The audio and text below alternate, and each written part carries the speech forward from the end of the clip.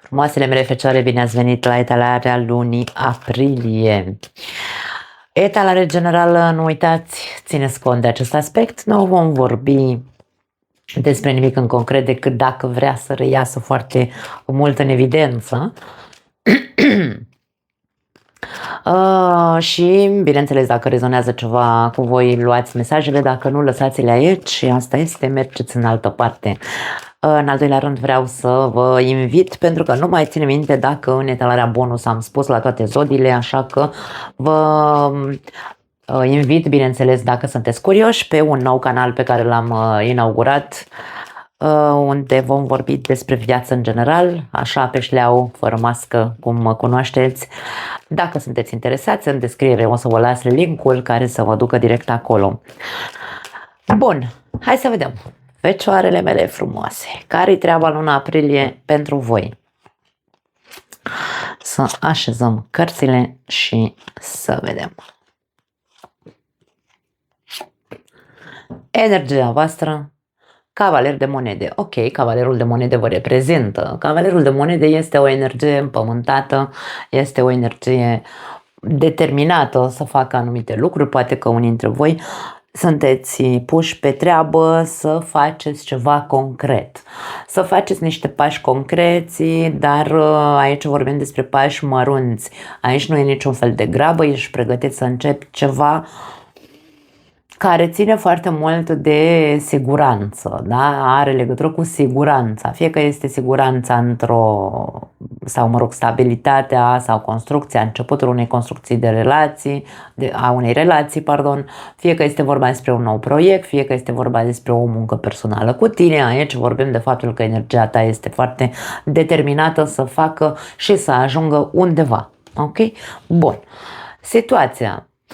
6 de cupe. Avem trecutul aici în prezent. Poate că trecutul aduce ceva în viața ta în această perioadă. Hai să vedem ce vrea să ne spună.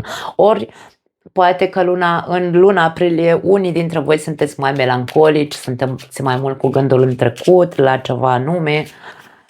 Na, poate să fie și asta. 9 de cupe poate fi doar o evaluare a trecutului. În luna aprilie meditezi așa cumva asupra vieții tale, cum a fost din copilărie până acum. Sunt anumite hai să spunem anumite amintiri sau anumite evenimente din trecutul tău care te fac să fii mândru de tine și te fac să fii acea mândrie, hai să spunem, mă simt bine în ciuda, nu știu, anumite lucruri din trecutul tău te fac să te simți bine cu tine, anumite lucruri din trecutul tău încă îți mai provoacă anumite, nu știu dacă contradicții neapărat, ce poate să fie anumite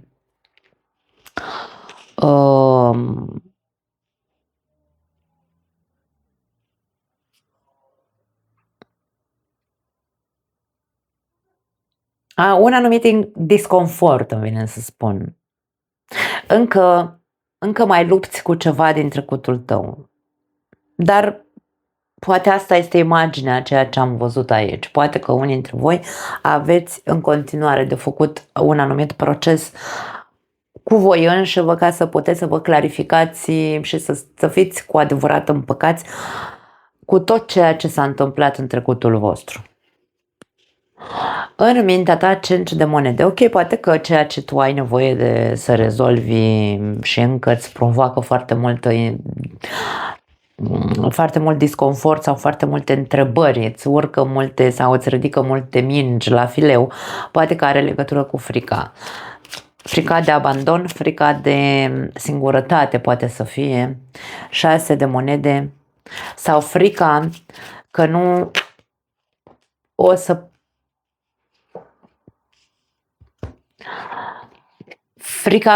să găsești pe cineva, poate dacă vorbim despre iubire, că nu o să găsești echilibrul și, hai să spunem așa, să-ți îți împlinești obiectivele pe care le ai, fie ele care o fie, că sunt din punct de vedere amoros, că sunt din punct de vedere financiar, nu contează. Aici există o frică, poate că asta este ceea ce tu ar trebui, dacă nu te-ai băgat încă în acest proces, dar văd că ești determinat, folosește-ți determinarea ca să poți să rezolvi toate aceste îndoieli, că sunt îndoieli, da? Pe care încă le ai în legătură cu tine și în legătură cu obiectivele pe care tu le ai în această viață. Încearcă să fii cât mai echilibrat din punct de vedere mental, este ceea ce sfătuiesc aceste cărți, pentru că avem pe parte mentală sau pe parte conștientă această combinație și ne arată că nu ai foarte mare încredere în tine. Unii dintre voi, da? Deci aici fricile pot fi și în legătură cu tine, îndoielile sunt în legătură cu tine. Sfatul este să fii cât de echilibrat poți și să încerci să fii tu cel care într-adevăr este sincer cu el însuși, își cunoaște limitele. Echilibrul nostru, dragii mei, ca să putem sau noi să fim echilibrați, trebuie să fim foarte sinceri cu noi și foarte realiști. Îmi cunosc limitele pentru că aici avem o energie de viteză foarte mare. Caleașca este o energie de viteză. În momentul în care mintea noastră este accelerată, da, putem de foarte multe ori să trecem la acțiune către un obiectiv clar, însă bineînțeles că putem să întâlnim anumite obstacole și de-aia trebuie să învățăm să ne cunoaștem limitele. Eu, dacă sunt sinceră cu mine, pot să-mi dau seama, băi, îmi asum dacă vreau să ajung la, nu știu, vreau să fiu prim-ministră, este în capacitatea mea să fiu prim-ministru sau nu? Hai, nu mă duc atât de departe. Uite, sunt tarotistă, dar vreau să mă fac, cum se zice, vreau să-mi dezvolt puterile alea paranormale ca eu să pot să, nu știu, să fiu medium, da? Să vorbesc cu morții sau ce știu. Aici vorbesc, mă dau pe mine ca exemplu ca să înțelegeți. Eu am avut eu vreodată, am văzut eu vreodată vreo umbră, vreo energie, am vorbit eu cu cineva și nu știam cu cine vorbesc ca să nu confund cu schizofrenia. Trebuie să cunosc limitele, da? Aici e vorba despre ok, poate că accelerarea mentală există, însă trebuie să știi să te ții în frâu și trebuie să știi să fii sincer cu tine dacă vei putea sau nu să ajungi. E real obiectivul tău, poți să ajungi sau nu la el. Pentru că nici nu poți să trăiești doar în frică de eșec, dar nici nu poți să trăiești doar cu foarte multă încredere și pozitivitate mentală, să zici singur sau mintea ta să zică, da, du-te că tu poți, du-te că tu o să obții, du-te că tu o să... Nu. Există aici un soi de, nu știu, problemuță pentru unii dintre voi, la care trebuie să fiți atenți. În subconștient avem regele de monede. Vorbește foarte mult despre siguranță și stabilitate această etalare. Moartea și 3 de spade. Ok. În subconștientul tău tot ce ține de siguranță și stabilitate și structură și hai să-l numim așa, maturitate și seriozitate, trebuie să intre în proces și ea. Adică aici tu poate în subconștientul tău ai implementat ideea sau imaginea siguranței și a stabilității. Ce înseamnă pentru tine, siguranță și stabilitate? Într-o relație înseamnă o persoană serioasă, matură, de vreme acasă, care să, nu știu, să fie, nu știu, habar n-am, fiecare cu listele lui, că până la urmă trebuie să dau exemplu aici. Ți-ai construit o imagine, da? Din punct de vedere al siguranței emoționale. Din punct de vedere financiar, trebuie să ajung în vârf ca eu să mă simt sigur că, nu dispare siguranța. Însă aici toată această imagine pe care o ai tu implementată în subconștientul tău pare că face foarte mult rău. Sau într-un fel sau altul îți face rău pentru că poate nu obții ceea ce tu ai ca imagine în interiorul tău. Și moartea confirmă acest lucru și spune trebuie schimbate anumite lucruri. Acele lucruri care îți arată că de fapt e ca și cum imaginea pe care tu ai construită în interiorul tău îți aduce din ce în ce mai multe dezamăgiri. Tu știi care este imaginea acestei siguranțe și acestei stabilități. Tu știi ce dezamăgire îți aduce această imagine pentru că doar tu știi ce trebuie să schimbi, da? Sau pentru că doar tu vei ști ce trebuie să schimbi. În momentul în care vei detecta care este imaginea și dezamăgirea pe care o simți tot timpul, aici vei ști automat și ce măsuri să iei. Cam asta este ideea. În trecut, diavolul. Aici avem probleme legate de toxicitate, probleme legate de poate trecutul tău a fost toxic, a fost plin de, poate fi ură, poate fi invidie, poate fi violență, poate fi, nu știu, un trecut din asta foarte, hai să-l numim, bine că e toxicitate până la urmă, da? Plin cu lucruri nu neapărat frumoase pentru tine. Eu nu spun că tu ai fost așa, eu spun că trecutul tău a fost așa. Urât, să spunem, da? Hai să vedem la ce se referă sau ce informații vrea să ne mai dea acest diavol despre trecutul tău. 7 de monede. Putem să vorbim despre gelozie, posesivitate, minciună, manipulare, tot felul de lucruri de genul ăsta când apare diavolul în trecut, da? Și avem imaginea 7 de spade, minciună și autosabotaj, putem să vorbim despre noi înșine. Poate că tu te-ai mințit foarte mult în trecut, tu ți-ai tăiat singur craca de sub picioare de foarte multe ori, acel autosabotaj. Tu te-ai lăsat, păcălit, da? Deci aici, pentru că aici avem o stare de așteptare. Ori tu ai așteptat ca în trecut lucrurile să se schimbe, fără să investești în tine, fără să iei atitudine, fără să faci anumite eforturi, doar ai stat să se schimbe lucrurile alea urâte și toxice sau persoanele toxice să iasă din viața ta. Poate că asta este ceea ce încă îți ridică mingea la fileu și îți spune mai ai lucruri de rezolvat din trecutul tău, nu le mai lăsa să-ți provoace, hai să spunem așa, dacă vrei suferință. Vezi și imaginea asta pe care tu o ai cu listuțele alea despre care vorbeam aici, vorba despre tu ar fi trebuit să iei atitudine și nu ai luat.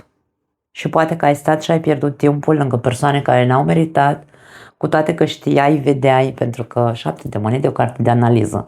Tu știai foarte bine. Ideea este că acest 7 de monede este cu spatele la aceste energii a diavolului și a 7 de spade și este ca și cum ai ignorat anumite semnale care ți se tot arătau că nu este un anturaj bun pentru tine, că nu e o persoană potrivită pentru tine, că nu e un job bun pentru tine sau nu este afacerea în care trebuie să investești, însă tu pur și simplu poate ai ignorat toate semnalele.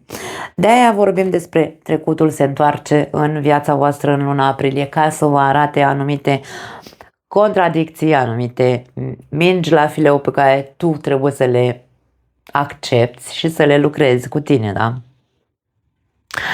Foarte tare, wow, foarte psihologică etalarea voastră. În viitor avem regina de monede.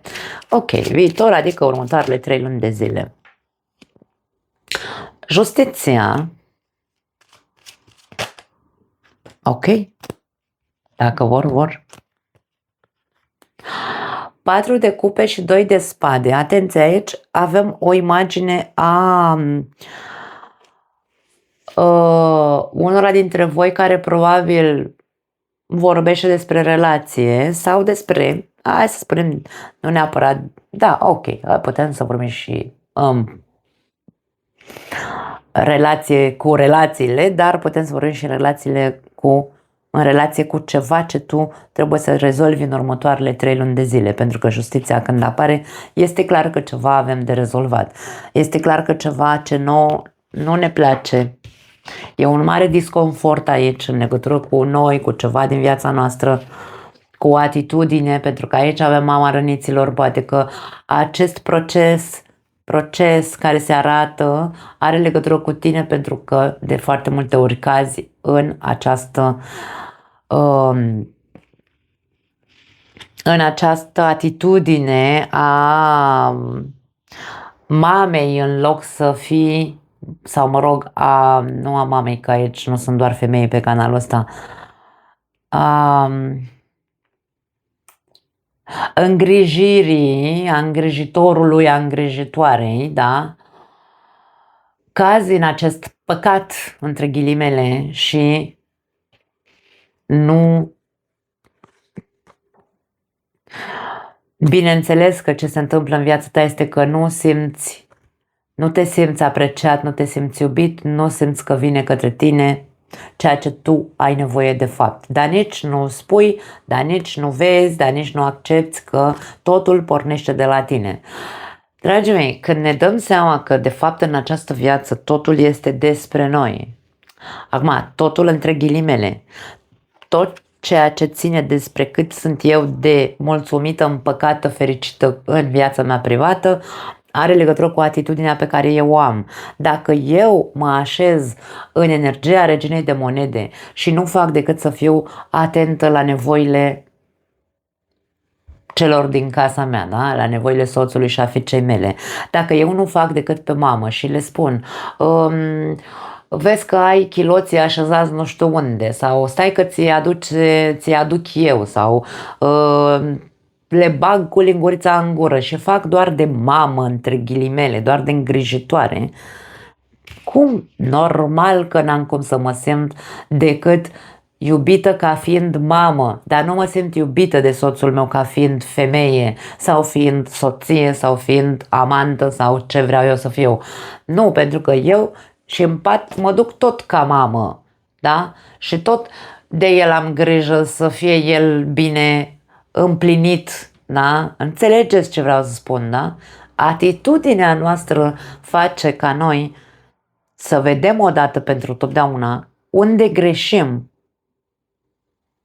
Și nu greșim ca să vorbim despre eșec, ci vorbim pentru a corecta, a rezolva. Este un proces de corecție sau autocorecție, dacă vrei, a atitudinilor pe care, sau acestei atitudini pe care, în general, o ai.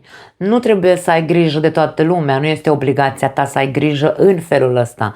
În primul rând trebuie să înveți să ai grijă de tine, ca om, da? Ca tu să știi care sunt nevoile tale, pentru că aici avem această imagine a mofturosului sau a caperciosului. Care sunt nevoile tale emoționale, nevoile tale care, bineînțeles, ai nevoie să ți fie împlinite, da? Cum te simți tu iubit? Deschide-te aici, tu cu tine, în casă la tine, faceți proces de introspecție. Și nu mai refuza să te vezi, nu mai refuza să vezi anumite lucruri care nu le faci bine pentru tine, da? Nu sunt corecte față de tine. Când apare justiția zice nu-i corect. Nu-i corect față de cine? Față de mine. Pentru că niciodată nu reușesc să mă simt satisfăcut, dar poate că nu mă simt satisfăcut pentru că eu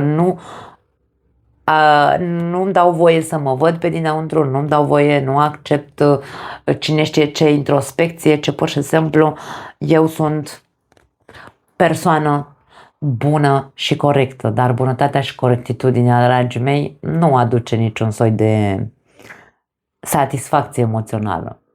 Nu.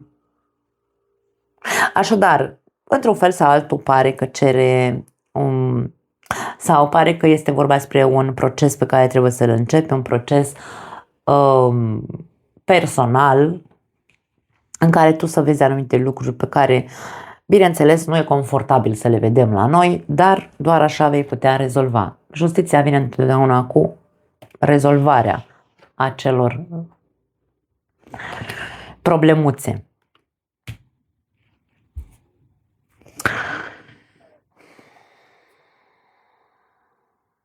Pentru alții dintre voi aici, atenție, pentru că pentru unii dintre voi care aveți relații, dacă încă ești în conflict în legătură cu partenerul tău de viață, dar e aici conflictul tău interior, atenție, pentru că avem trecutul care apasă, da, în această perioadă. Se activează frici, se activează, nu știu, dureri, traume, se activează amintirile, urâtului dintre voi, da? Se activează minciunile, înșelatul, fricile, rău de tot se activează în această perioadă. E ca și cum, ok, contemplează acest trecut, însă nu-l lăsa să te, hai să zicem așa, să-ți creeze instabilitate emoțională. De ce emoțională? Pentru că s-a așezat lângă acest 9 de cupe, da? Privește-ți fricile în legătură cu relația ta sau în legătură cu partenerul de viață, însă încearcă să vezi dacă tot ce s-a întâmplat între voi poate avea legătură și cu lupta de putere, lupta de putere, nu mă refer la certuri tâmpite, da? Adică a fost picătura chinezească în relația asta. Ne spuneam, tot timpul punem pe un geam și ne certam ca proști, zic eu, acestei cărți, în care discuții mărunte și fără niciun fel de nu știu, noimă, făceau să existe foarte multă tensiune în relația noastră. Evaluează-ți atitudinea de victimă, pentru că vezi tu, de foarte multe ori noi suntem, fiecare dintre noi o ținem pe noastră, da? Fiecare dintre noi o ținem pe noastră și credem că suntem victima din relație. Însă aici e vorba despre corectitudine. Doamne, pune petalele alea odată, cât de mult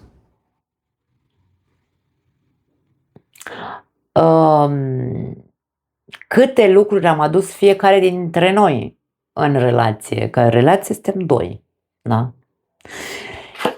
Și urmărește, sau mă rog, trebuie să ajungi la o concluzie cu obiectivul relației tale. Mai vrei relația asta sau nu?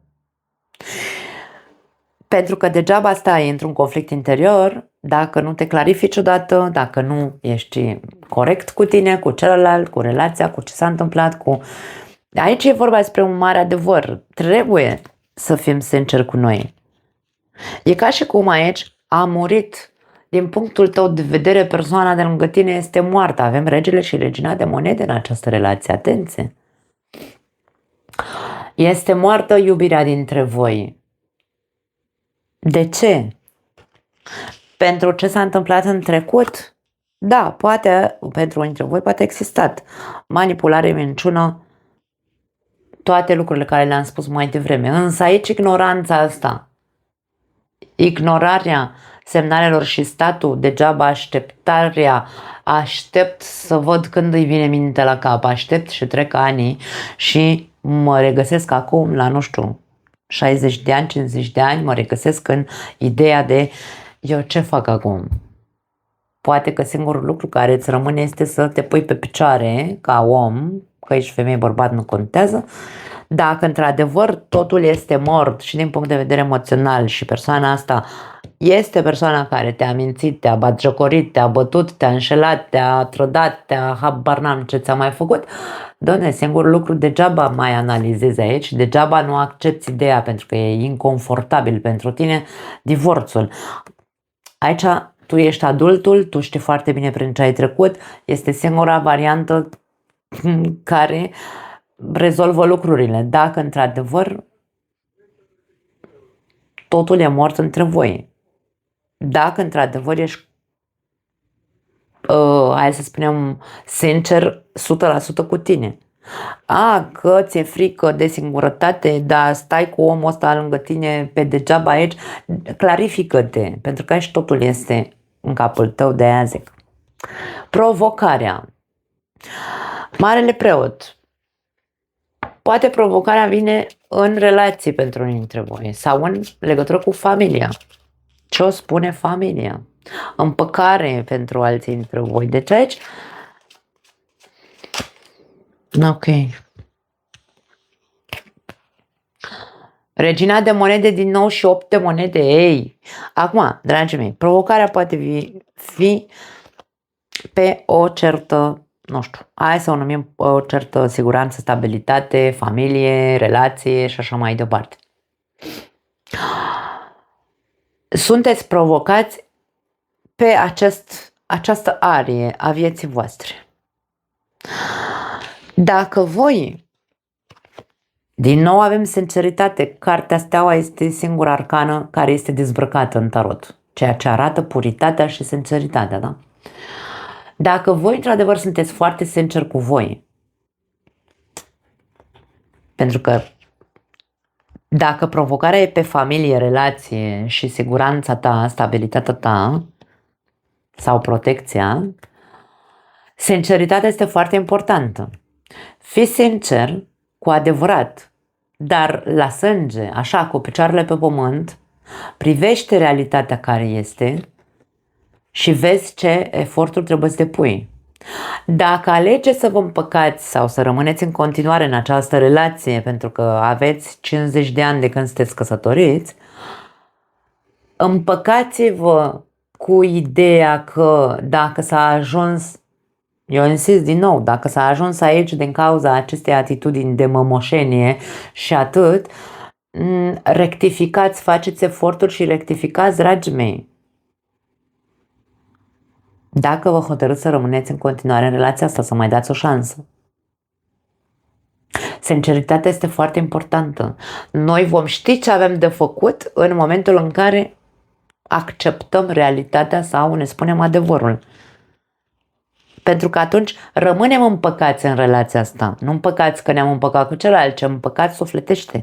Sunt împăcată sufletește, asta este, nu mă mai chinui să fac alte eforturi, rămân în continuare să fac pe mămica în relație și cam asta e, mă împac cu ideea. Deci aici este foarte clară imaginea, da?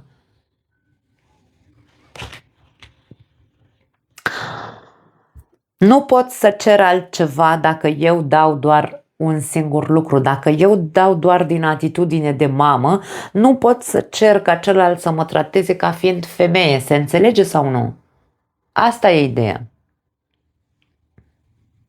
Sau dacă tu ești bărbat și singurul lucru care îl faci este să îi stai în picioarele femeii tale și să-i faci piața, mâncare, copil, să ai grijă de tot ce înseamnă casă, să zicem așa, cum pretinzi ca femeia aia să te trateze ca fiind tu un bărbat și să nu te trateze ca fiind, habar n-am, o slugă, dacă vrei, da? Deci aici, hai să ne schimbăm puțin, să ne trezim și să vedem cum stau lucrurile de fapt. Pentru că noi cerem să fim, poate, iubiți într-un fel sau altul, respectați într-un fel sau altul, dar celălalt nu vede în noi motivul pentru care să ne iubească altfel, atâta timp cât noi ceea ce dăm din noi este mămoșenie. Cred că s-a înțeles și răs înțeles. În fine, surpriza, un nou drum pentru unii dintre voi poate fi un nou început, ori singuri, ori în echipă. Wow, foarte tare. Da. Da, parcă lucrurile se pot schimba dacă, bineînțeles, începem să vedem. Da, deci aici vorbim despre mulți dintre voi care, într-adevăr, veți avea, veți începe o nouă etapă în viața voastră. Și dacă sunteți singuri, dragii mei, dacă sunteți singuri aici, dacă, rezolvați-vă problemele sechelele pe care le-ați avut în alte relații, indiferent cât de mult ați fost mințiți, însă dacă voi vă dați seama, cum dați timpul înapoi și vedeți că de fapt n-ați luat atitudine și nu ați ignorat acele semnale despre care vorbeam, nu are niciun sens să trăiți cu frica de, vezi, Doamne, mi-e frică să mai intru într-o relație ca nu cumva să pățesc același lucru ca în trecut. Nu are nicio legătură, puneți-vă din nou pe picioare, încercați să vă, nu știu, găsiți-vă maniera în care să vă echilibrați odată cu trecutul ăsta în care ați fost doar victimă, da? Puneți-vă pe picioare. Dar aici e vorba despre îndrăzniți odată să fiți sinceri cu voi și să vă căutați pe dinăuntru să știți, Doamne, ce vreți voi de la o relație.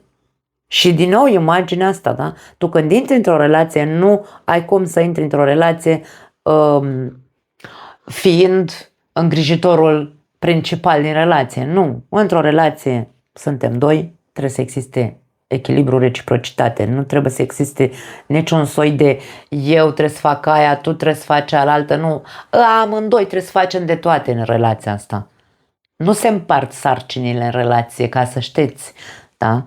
Sau cel puțin așa funcționează o relație sănătoasă din punctul meu de vedere. Eu am probat toate regulile și rahaturile despre care vorbesc toți, da? De-aia am deschis celălalt canal, că m-am enervat de atâta prostie pe YouTube. Așadar, în momentul în care, acum pentru voi cei singuri sunteți provocați să ce? Nu să vă recăsătoriți sau să vă căsătoriți sau așa. Sunteți provocați să vă formați o familie sau o relație, da. Însă, în momentul în care voi, într-adevăr, sunteți împăcați cu ideea cine ești tu și ce ești dispus să faci în acea relație. Ești dispus să faci și tu schimbări, să devii o persoană transparentă și nu doar o mamă a răniților. Ești dispus să faci aceste eforturi ca să te schimbi și tu. Pentru că dacă intri în relații cu aceeași atitudine de îngrijitor, na, ce să zic. Ideea este că pare că pentru foarte multe dintre fecioare, că sunt singure, că sunt în cuplu, nu contează, aici vorbim, pare că totul se va reîncepe. Mulți veți începe o nouă etapă în viața voastră. Această nouă etapă nu mai are de văzut cu fuga sau cu, hai să spunem, neasumarea, pentru că nebunul este o energie care ne face să nu ne asumăm în totalitate, da? E ca și cum eu vreau să fiu așa, nu știu, să mă lase să funcționez cum vreau eu. Nu, aici vorba despre echipă. În relații suntem o echipă, la fel ca într-un parteneriat de afaceri. Dacă tu nu ești echipă cu celălalt, afacerea nu va funcționa, indiferent cât de multă investiție vei face din punct de vedere financiar. Da? În momentul în care ne hotărâm să o luăm de la zero sau să dăm o altă șansă acestei relații sau să-mi dau o șansă ca persoană burlacă să intru din nou într-o relație, trebuie să știu că trebuie să învăț să lucrez în echipă alături de celălalt, să avem același obiectiv și să muncim împreună cot la cot. Să tragem la aceeași căruță, cum se zice. Da. Dar există posibilitatea asta pentru mulți dintre voi. Concluzia, 5 de spade. Da, 5 de spade este o carte a luptelor. Hai să vedem cu ce vine. Da. E doar o carte, am crezut că-s două. 2 de monede.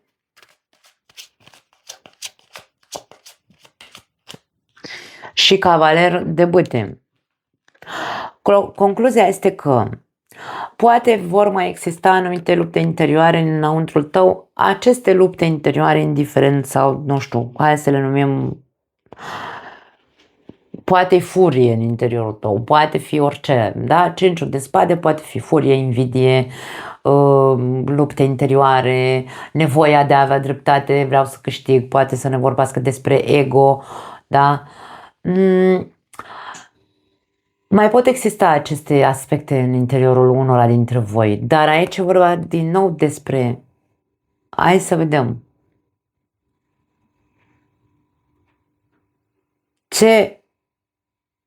unde te poate duce, unde te pot duce aceste emoții, sentimente, da? Unde te pot duce?